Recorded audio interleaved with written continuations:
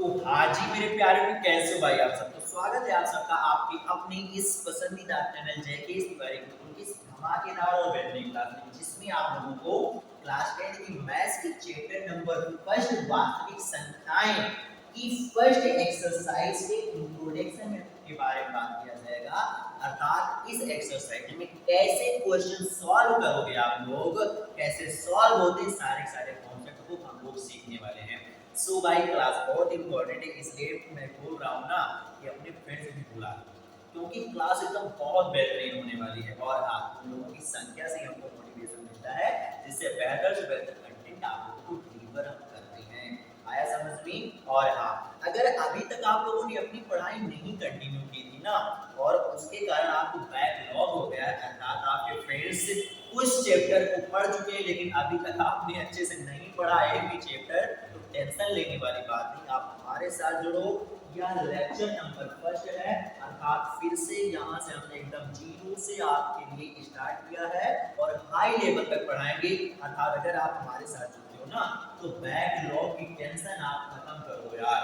आया समझ में? सारी सारी जिम्मेदारी हमारी है। सो आप लोगों को डेली शाम को 7:30 बजे आ जाना है अपने इस प्यारे से चैनल जयकेश तिवारी गुरुकुल पर, और क्लास आपको डेली शाम को 7:30 बजे मिलेगी। आया समझ में?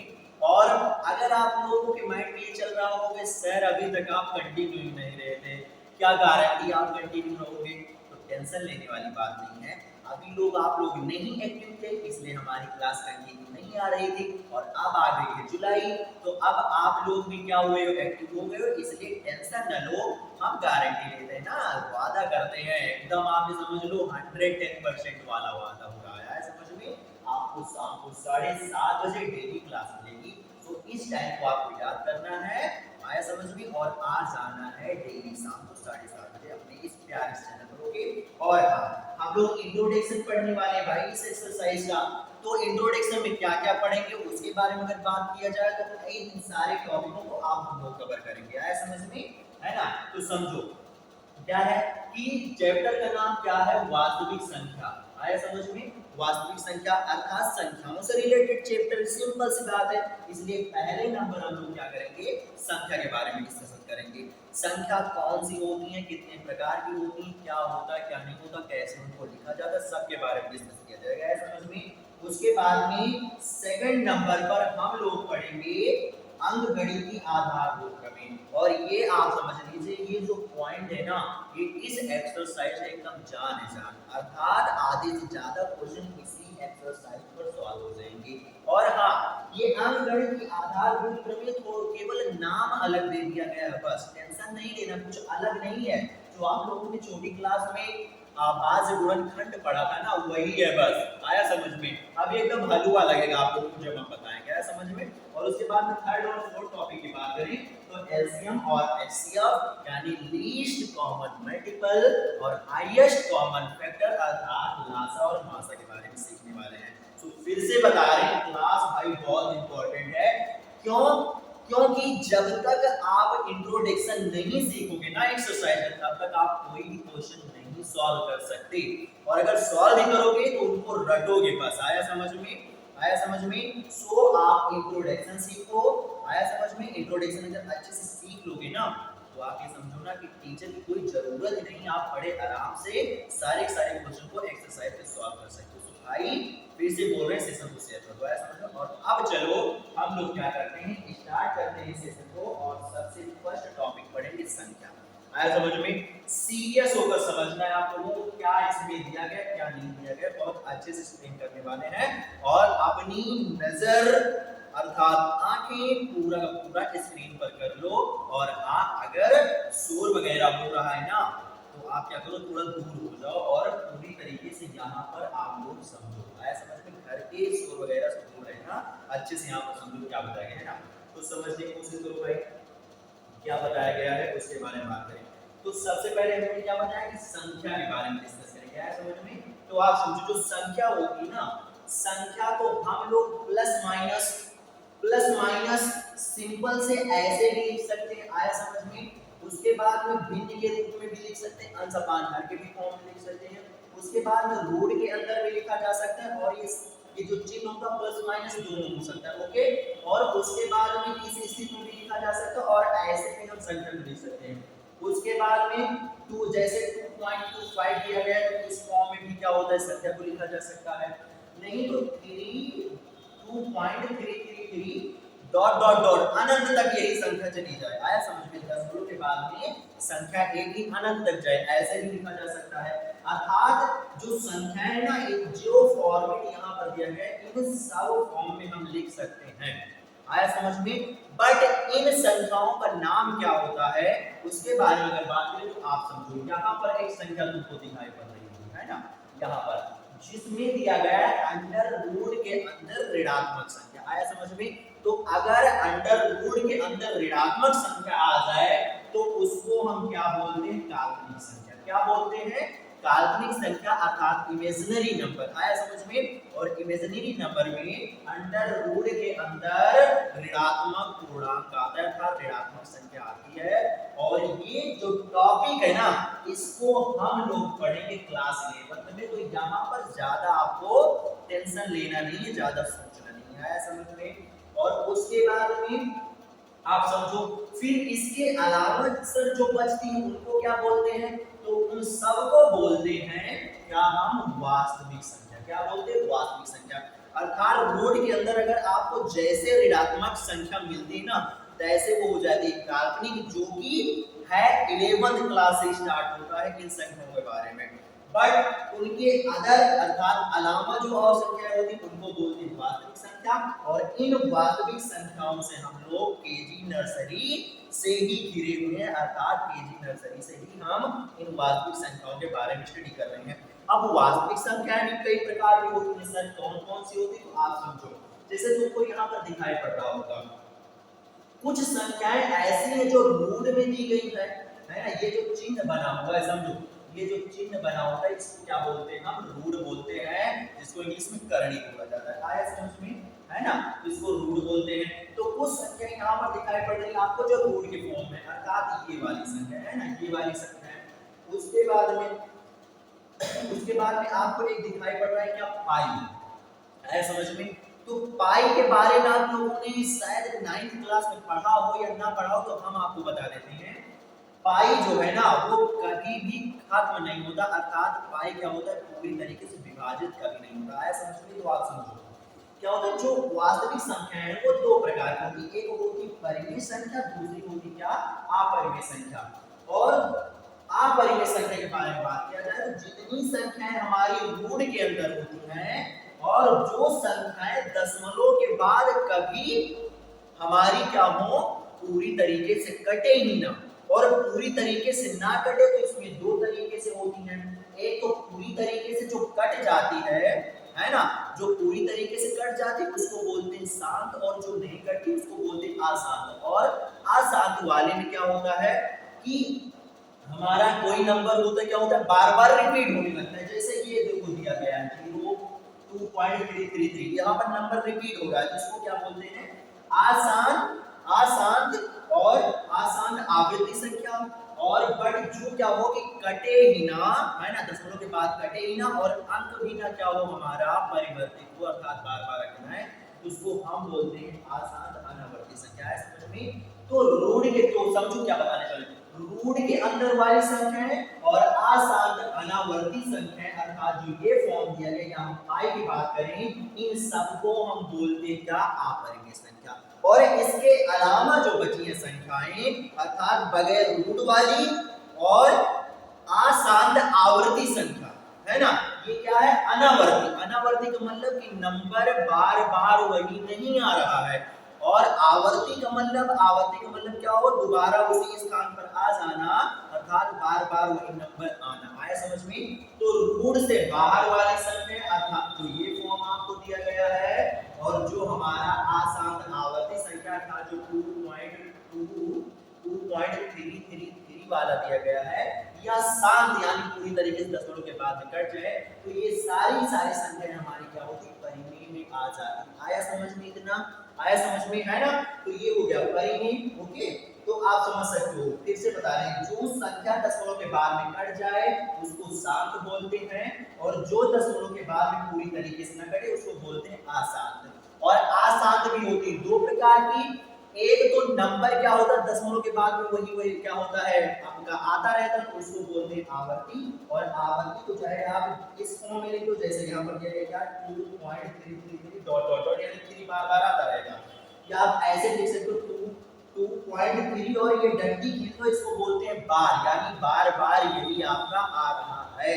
ओके। और अगर हमारा रूट वाला हो या अशांत अनावर्ती वाली संख्या हो, आया समझ में, तो उसको हम क्या बोल देते हैं, अपरिमेय बोल देते हैं। यहां से आपके पास एक क्वेश्चन बन सकता है, क्या बन सकता है कि यदि कोई संख्या अशांत आवर्ती, समझो अशांत आवर्ती है, तो वो कौन सी होगी, तो वो हमारी हो जाएगी परिमेय संख्या। बट एक बात और बता देते हैं, अगर परिमेय संख्या ऑप्शन में नहीं है तो आप क्या टिक करोगे, वास्तविक संख्या है। आया समझ में। और जो संख्या अगर अशांत अनावर्ती है, अशांत अनावर्ती है, तो वो हमारी क्या होगी, अपरिमेय होने वाली है। और इनका क्या होता है, थोड़ा अलग से हम लोग को क्या होता है, परिभाषा भी बताई जाती है, जो क्लास 9 में भी आप लोगों ने पढ़ा होगा। क्या होता है कि अपरिमेय संख्याओं को हम p प्लस q, p अपान q के फॉर्म में नहीं लिख सकते, अर्थात अंश अपान हर यानी भिन्नात्मक रूप से नहीं लिख सकते।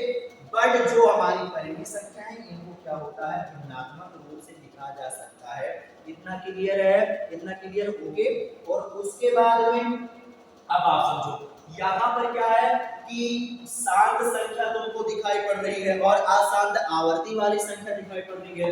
प्लस में क्या हो, भिन्नात्मक संख्या भी दिखाई दे रही है और नॉर्मल संख्या भी दिखाई दे रही है। अर्थात परिमेय संख्या भी कई प्रकार की होती है। आया समझ में, क्या होती है, परिमेय संख्या भी कई प्रकार की होती है।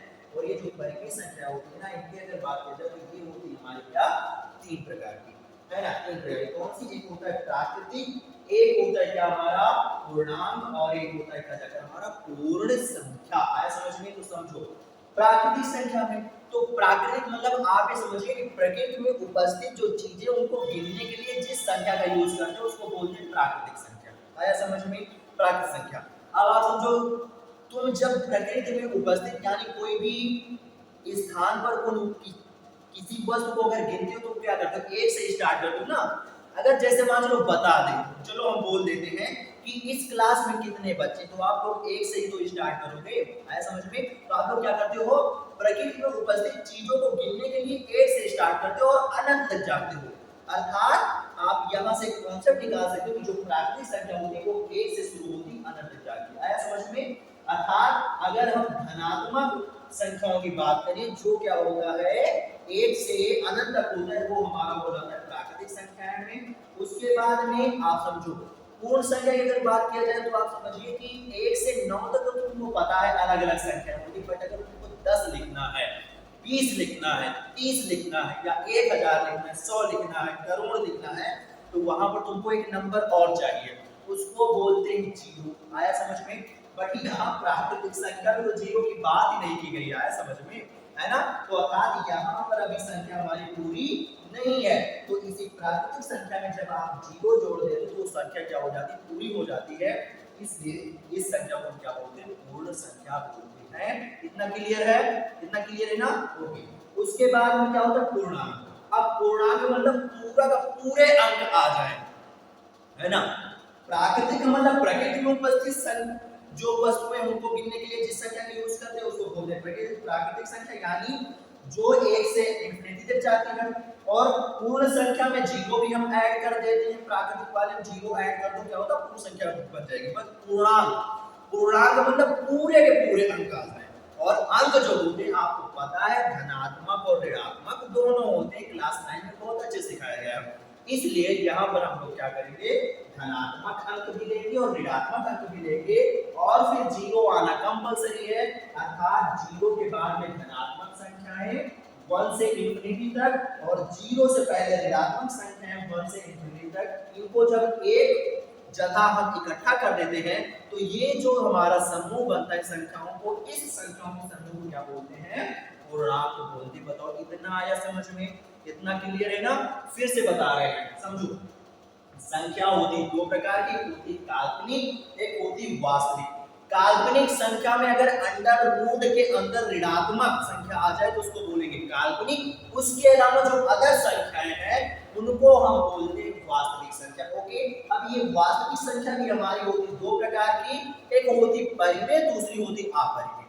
परिमेय में हम लोग क्या करते हैं, तो पहले अपरिमेय के बारे में बात कर लेते हैं। अपरिमेय में हम लोग उन संख्याओं को लेते हैं जो कि रूट के अंदर हो, या मान चलो अशांत अनावर्ती, अर्थात दशमलव के बाद में पूरी तरीके से ना कटे और उनका कोई नंबर, कोई एक नंबर हो वो बार बार ना आए, इसको बोलते हैं अशांत आवर्ती। तो अशांत आवर्ती हो या अंडर रूट के अंदर हो जिसको बोलेंगे अपरिमेय। और इसका एक क्या होता है डेफिनेशन, तुमको क्लास 9 में पढ़ाया गया है कि वो संख्या है जिसको हम p बटे q के फॉर्म में अर्थात अंश बटे हर के फॉर्म में ना लिख सके, उसी को क्या बोलते हैं, हम अपरिमेय संख्या बोलते हैं। ओके, अब इसके अलावा जो अदर संख्याएं बचती हैं उनको बोलते हैं क्या, हम परिमेय। अब परिमेय में भी तीन प्रकार की संख्याएं यहाँ पर समझ सकते हो, एक धनात्मक है, एक ऋणात्मक है, आया समझ में, एक दशमलव वाली है और एक क्या है हमारी अशांत आवर्ती वाली है, आया समझ में। तो इन सभी संख्याओं क्या होता है, हम इन तीन संख्याओं में तोड़ देते हैं, आया समझ में, तोड़ देते हैं। एक होता है पूर्ण संख्या, एक होता है पूर्णांक, एक होता है प्राकृतिक। प्राकृतिक संख्या 1 से इंफिनिटी तक जाती है, पूर्ण संख्या 0 से इंफिनिटी तक जाती है, और पूर्णांक में क्या होता है 0 के साथ में धनात्मक संख्या भी ले लेते हैं और ऋणात्मक संख्या भी ले लेते हैं। ओके, और एक बात समझो कि धनात्मक संख्या को क्या बोलते हैं, हम धनात्मक पूर्णांक बोलते हैं, और ऋणात्मक संख्या को हम क्या बोलते हैं, ऋणात्मक पूर्णांक बोलते हैं। बताओ इतना क्लियर है ना आप लोगों को, है ना। अगर संख्या का सारा कॉन्सेप्ट आपको क्लियर हो गया ना तो आप कमेंट बॉक्स में भाई क्लियर लिख दीजिए, है समझ में। और हाँ, एक बात और बता देते हैं, अभी तो हमने इंपॉर्टेंट बात बताई नहीं, ये क्लास भले ही प्रीमियम है बट आप इसे लाइव महसूस कर सकते हो, और हमारी जो प्रॉब्लम है नेटवर्क प्रॉब्लम के कारण हम आपको लाइव क्लास नहीं दे सकते, बट नो टेंशन, आप इस क्लास को लाइव महसूस कर सकते हो। और अगर आप कोई भी क्वेश्चन आपके माइंड में आ रहा है ना तो आप पूछो, हम भी आपके साथ बैठे हुए हैं, आपके क्वेश्चन का उत्तर दिया जाएगा, है समझ में। सो आप लोग क्या करो, कमेंट करके पूछो, है ना। और बाय चांस अगर नहीं उत्तर मिल पा रहा है तो नो टेंशन, आप लोग कमेंट तो जरूर करके जाना है, बाद में क्लास के बाद तुम्हें उस कमेंट का रिप्लाई मिलेगा, पर मिलेगा जरूर, आया समझ में। कोई भी क्वेश्चन अगर माइंड में बन रहा है ना तो उसको आप तुरंत कमेंट कीजिए। ओके, अगर हो सकता है पॉसिबल है तो अभी तुमको उत्तर दिया जाए, नहीं तो बाद में क्लास के बाद में उत्तर दिया जाए, बट उत्तर जरूर दिया जाएगा, है समझ में। तो इतना सारा क्लियर हो गया ना। अब आगे आ जाओ, आगे आ जाओ। आगे यहाँ पर और कुछ दिया गया है, जो प्राकृतिक संख्याएं होती हैं, प्राकृतिक संख्याओं में भी कई सारे पार्ट होते हैं। कौन कौन से होते हैं, ये 5 प्रकार की हो जाती हैं। एक होता है सम, तो सम का मतलब तुमको भाई 8 7 से ही बताया गया, क्या सर, कि जो संख्याएं 2 से पूरी तरीके से कट जाए उनको क्या बोलेंगे, हम सम बोलेंगे, है समझ में, है ना। और सम संख्याएं क्या होती हैं, 2 4, है ना, 2 4 6 8 डॉट डॉट डॉट ऐसा इंफिनिटी तक चली जाती हैं, अर्थात दो सम संख्याओं के बीच में दो संख्याओं का अंतर होता है समझ में, है ना। दो सम संख्याओं के बीच में दो संख्याओं का अंतर होता है ना। और ये संख्याएं पूरी तरीके से क्या होती हैं, 2 से कट जाती है, इसलिए इनको बोलते हैं सम। उसके बाद में विषम आता है ना, विषम होता है। विषम से क्या होता है, तो जो 2 से पूरी तरीके से ना कटे, और इन संख्याओं में भी 2 का अंतर होता है, अर्थात क्या होगा 1, पहला 1 के बाद में 3 आएगा, 5 आएगा, 7 आएगा, ये सारी संख्याएं हमारी क्या होती हैं, हमारी विषम संख्या होती है। ओके, उसके बाद में इन दोनों संख्याओं को आप सीरियस होकर समझो, बल्कि तीसरा भी समझना है, इन तीनों संख्याओं पर यहाँ पर क्वेश्चन एक्सरसाइज में मिलेगा, आया समझ में, तो समझिए क्या है भाज्य संख्या। तो भाज्य संख्या में क्या होता है, तो भाज्य संख्या में हमारा यहाँ पर दिया गया क्या, 2 से अधिक गुणनखंड है। इसका मतलब आप समझो, 2 से अधिक गुणनखंड है ना, 2 से अधिक गुणनखंड का मतलब ये हुआ जाकर कि ये संख्या हमारी 1 से तो कटती ही है, और उसके बाद में स्वयं से कटती है और अदर संख्या से भी कटती है। समझो, कोई भी संख्या हो तो वो क्या होगा, 1 से कटेगी, 1 से हर एक संख्या कट जाती है, और अपनी आप से कटेगी और अदर संख्या से भी कटेगी। तो जितनी संख्याएं है ना, अदर संख्याओं से कट जाए, अपने आप से कट जाए और एक से कट जाए, इनको बोलते हैं क्या, भाज्य संख्या बोलते हैं। आया समझ में? अर्थात इनका जो गुणनखंड होगा, गुणनखंड का मतलब किन किन संख्याओं से डिवाइड हो सकती है। तो दो तो पॉसिबल ही है, अब तीसरे में कोई भी संख्या हो सकती है या और भी बहुत सारी संख्या आ सकती है, अर्थात इसका जो गुणनखंड होगा वो क्या होगा, दो से अधिक होने वाला है। बट जो अभाज्य संख्या होगी ना, इनका जो गुणनखंड होता है वो केवल दो ही होता है। क्यों दो ही होता है? क्योंकि ये जो संख्या है ना, ये केवल केवल अपने आप से कटेगी या तो एक से कटेगी। आप स्वयं देख सकते हो, दो जो है वो या तो दो से कटेगा या तो एक से कटेगा। वैसे ही तीन है, या तो एक से कटेगा और या तो स्वयं से कटेगा। है समझ में? तो जो संख्याएं अपने आप से कटे और एक से कटे तो उनको बोलते हैं अभाज्य संख्या, और जो अपने आप से भी कटे और उसके बाद में एक से भी कटे और अदर संख्याओं से भी कट जाए उनको बोलते हैं भाज्य संख्या। इस दोनों टॉपिकों पर तुमको क्वेश्चन मिलेगा और ये तीसरे पर भी मिलेगा। है समझ में? यहाँ पे क्या दिया, सभाज्य संख्या। समझ, सभाज्य संख्या। तो सभाज्य संख्या क्या होती है, तो आप समझिए यहाँ पर दो संख्याएं ली जाती है। समझिए यहाँ दिया जाएगा संख्याओं का वह योग। आया समझ में? संख्याओं के युग्म के बारे में बात किया जा रहा है। समझ में? जिनका मासा, अभी मासा क्या होता है तुमको बताया जाएगा।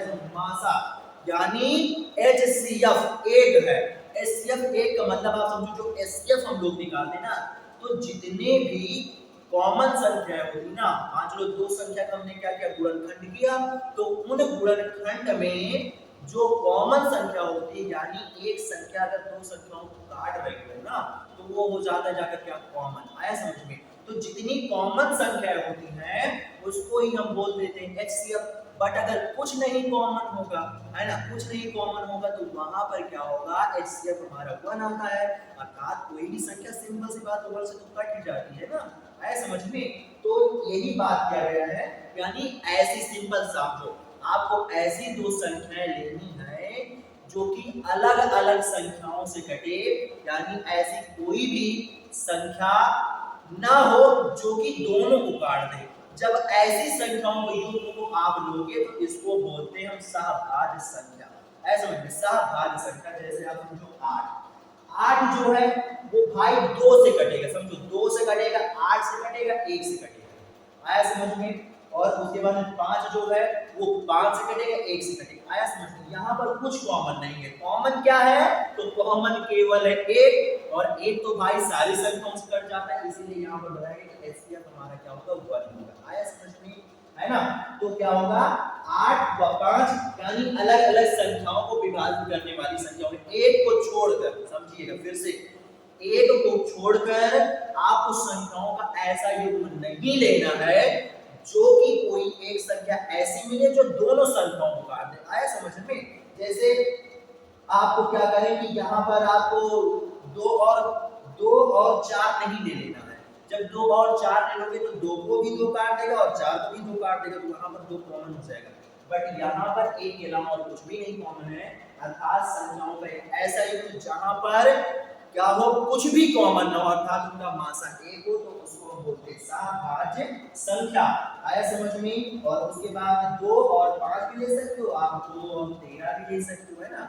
8 5 2 13, ये ऐसी संख्या है जो कि केवल एक को काट सकता है। बिकॉज़ 13 1 से कटेगा और 13 से कटेगा, 2 1 से कटेगा और अपने आप से कटेगा। सिंपल सी बात है। समझ में? ये होती है सहभाज्य संख्या। ओके, उसके बाद में ये तो हो गया संख्या का कॉन्सेप्ट, है ना। ये हो गया सारा संख्या का कॉन्सेप्ट। इतनी सारी संख्याएं होती हैं। और तुमको बता दें, ये 3 वाली तो बहुत ही इंपॉर्टेंट है। वैसे नॉर्मल इनको भी पता होना चाहिए, 2 से पूरी तरीके से कट जाए और 2 से पूरी तरीके से ना कटे। आया समझ में?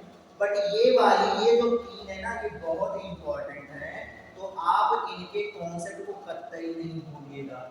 आया समझ में? कतई नहीं भूलना है। क्यों? क्योंकि इनसे क्वेश्चन आपको एक्सरसाइज मिलेगा। आया समझ में? और अब हम लोग कुछ इंपॉर्टेंट पॉइंट संख्याओं के पढ़ेंगे। क्या 2-3 बिंदु है, समझो क्या है, आप समझो। प्रथम सम तथा अभाज्य संख्या 2 है। आप समझो, प्रथम का मतलब पहली, तो पहली अगर सम संख्या की बात करोगे तो पहली सम संख्या क्या है? सम संख्या क्या होती है सर? तो वो संख्या जो 2 से कट जाए, और 2 तो 2 से कट सकता है ना, अर्थात पहली सम संख्या हमारी क्या हो गई, 2 हो गई। उसके बाद में अभाज्य, तो अभाज्य संख्या सर क्या होती है, तो वो संख्या जो खुद से कटे और एक से कटे। तो भाई आप समझो दो ले रहे हो और दो क्या है, या तो एक से कटेगा या तो दो से कटेगा, अर्थात जो दो है ना यह एक ऐसी संख्या है जो कि सम भी है और अभाज्य भी है। बट एक और बात इसमें है, क्या सर है बात, कि ये पहले है यानी पहले ही आता है, और तुमको फिर से हम प्रीवियस करके दिखाए देते हैं।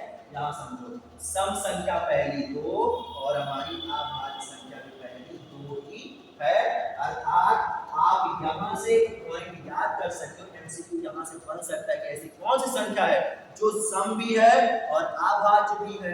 आया समझ में, तो आप क्या बोलोगे दो, या बोल सकते हैं कि पहली सम या अभाज्य संख्या के बारे में बताओ, तो वहां पर दो आपको लिखना है। आया समझ, तो इस टॉपिक को आपको याद रखना है ना। उसके बाद इस दूसरे पॉइंट की बात में क्या दिया गया है, केवल दो व तीन ऐसी अभाज्य संख्याएं हैं, है ना, केवल दो और तीन ऐसी अभाज्य संख्या जो कि क्रमागत होती, क्रमागत मतलब क्रम से आती हैं। जैसे हम समझो दो के बाद में तीन, एक दो तीन चार पाँच छह सात, ये सब क्रमागत संख्याएं है ना, बट दो और तीन ये क्रम से ही है, और ये दोनों ऐसी संख्याएं जो कि अभाज्य है, अर्थात ये या तो अपने आप से कटेंगी या तो एक से कटेंगी। आया समझ में, कितना क्लियर है। तो दो और तीन हमारी ऐसी अभाज्य संख्याएं हैं जो कि क्रमागत है। कितना क्लियर है। उसके बाद तीसरा पॉइंट क्या दिया गया है, तो सम संख्याओं को आप 2q तथा विषम संख्याओं को, है ना, 2q सम संख्याओं को और विषम संख्याओं को 2q+1 के रूप में लिख सकते हो, जहां पर q की जगह पर आपको एक प्राकृतिक संख्या लेनी है। आया समझ में, q क्या हो जाएगा 1 2 3 डॉट डॉट इनफिनिटी। इसका मतलब अगर हम आपको समझाएं तो समझो, जैसे आप समझो तुमको दो लिखना है, तुमको पता है सम संख्या क्या है, दो है, और दो लिखना है तुमको, तो ये फॉर्मेट दे होगा ना 2q और q, तो दो कैसे मिलेगा, तो q के स्थान पर सर हम अगर एक रख दें तो हमको दो मिल जाएगा। आया समझ में, तो आप समझो दो के स्थान पर आपने क्या किया, q के स्थान पर आपने नोट रखा, दो मिल गया। अगर हमको सर चार चाहिए तो आप ये समझो 2q हमको दिया गया है ना, जैसे समझो 2q दिया गया है, तो 4 के लिए हम क्या करेंगे, 4 के लिए q के स्थान पर क्या करेंगे 2 रख देंगे, हमको 4 मिल जाएगा। ऐसे ही सर अगर हमको 6 चाहिए तो आप 3 यहां पर रख दो, तुमको 6 मिल जाएगा। अर्थात सम संख्या को आप 2q के फॉर्म में लिख सकते हो, जहां पर q के स्थान पर ये रखना है, और विषम संख्या को ऐसे लिख सकते हो। अब आप समझो कैसे, यहाँ पर कॉन्सेप्ट क्या लगाया, 2q+1 अर्थात ये क्या हो जाएगा 2q हो जाएगी सम संख्या, और सम संख्या में एक जोड़ दो तभी तो विषम संख्या मिलती है ना, है ना। समझो दो में एक जोड़ोगे क्या मिल जाएगा सर 3 मिल जाएगा, 4 में जोड़ोगे क्या मिल जाएगा सर आपको 5 मिल जाएगा, है ना। वैसे वन जोड़ोगे क्या होगा, यहाँ पर 3 मिलेगा, यहाँ पर क्या मिलेगा 5 मिलेगा, यहाँ पर क्या मिलेगा 7 मिलेगा, ऐसा समझ। तो ये हो गया 2q वाला फॉर्म, और ये हो गया 1 ऐड करने पर आपको संख्या क्या हुई मिल गई है। बताओ इतना ठीक है ना, इतना क्लियर है, इतना क्लियर है ना। तो यहाँ पर ये बात आपको याद रखना है कि सब संख्या को 2q और विषम संख्या को 2q+1 के फॉर्म में लिख सकते हो। अभी साल 2 साल पहले, है ना, साल 2 साल पहले अर्थात 22-23 की अगर बात किया जाए, तो उस समय जब हम लोग पढ़ते थे फर्स्ट चैप्टर, तो यहाँ पर एक एक्सरसाइज और थी जिसमें यूक्लिड विभाजन प्रमेयिका के बारे में पढ़ा जाता था। आया समझ में, यूक्लिड विभाजन प्रमेयिका के बारे में पढ़ा जाता था। वहां पर ये क्वेश्चन दिया जाता था कि आप सम संख्या को 2q फॉर्म में लिखकर दिखाओ और विषम संख्या को 2q+1 के फॉर्म में लिखकर दिखाओ। आया समझ में, वहीं से हमको याद आ गया कि क्यों ना बच्चों को ये टॉपिक बता दिया जाए। बताओ अभी तक आपको क्लियर है ना, अभी तक इतना क्लियर है, ओके ठीक है। तो भाई ये क्लास यहीं तक रहेगी, और इसके आगे वाले टॉपिकों को यानी अंकगणित के आधार, प्रमेय, लासा और मासों, इन तीनों को आगे आने वाली क्लास में जो कि कल मॉर्निंग में 6 बजे मिलने वाली है उसमें डिस्कस किया जाएगा। आया समझ में। और हाँ, अगर भाई क्लास पसंद आई है तो क्लास को आप लाइक कर दीजिए, चैनल पर नए हो तो चैनल को सब्सक्राइब करके नोटिफिकेशन ऑल पर सिलेक्ट कर लो, ताकि कोई भी क्लास आए सबसे पहले आप देख सको। आया समझ में। और क्लास कैसी लगी है या कोई आपका क्वेश्चन है तो आपको कमेंट जरूर करना है, और इसे अपने अदर फ्रेंड से क्योंकि जब आपका अच्छा खासा रिटेंशन रहेगा वीडियो में, अच्छी खासी आप लोग क्लास को देखोगे तो हम भी बेहतर से बेहतर आपके लिए कंटेंट लाने की कोशिश करेंगे, है समझ में। और हाँ, अगर क्लास का नोट्स चाहिए तो आप क्या करो, ये हमारा टेलीग्राम चैनल है, इसका क्यूआर कोड आप स्कैन कर लीजिए, जुड़ जाइए। और अगर बाई चांस स्कैन करने में प्रॉब्लम है तो नो टेंशन, आप ये है हमारे टेलीग्राम चैनल का लिंक। आया समझ में कैसे क्या होगा? तो आपको व्हाट्सएप अपना ओपन करना है और किसी का भी चैट सेशन ओपन करके उसमें क्या करना है, टाइप कर देना है। और टाइप करने के बाद पेस्ट कर दीजिएगा, लिंक बन जाएगी। उस पर जब आप क्लिक करोगे तो डायरेक्ट हमारे चैनल पर आप चले जाओगे। बट उससे पहले आप ये समझो कि आपके फोन में टेलीग्राम चैनल होना इंपॉर्टेंट है, तो उसको आप क्या करो, ज्वाइन हो जाओ हमारे, है ना।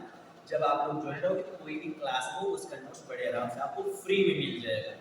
आया समझ में? ओके ठीक है। और हाँ, सो फिर भाई बहुत अच्छी बात है, यहाँ तक आए हो तो सिंपल सी बात, क्लास आपको अच्छी लगी होगी।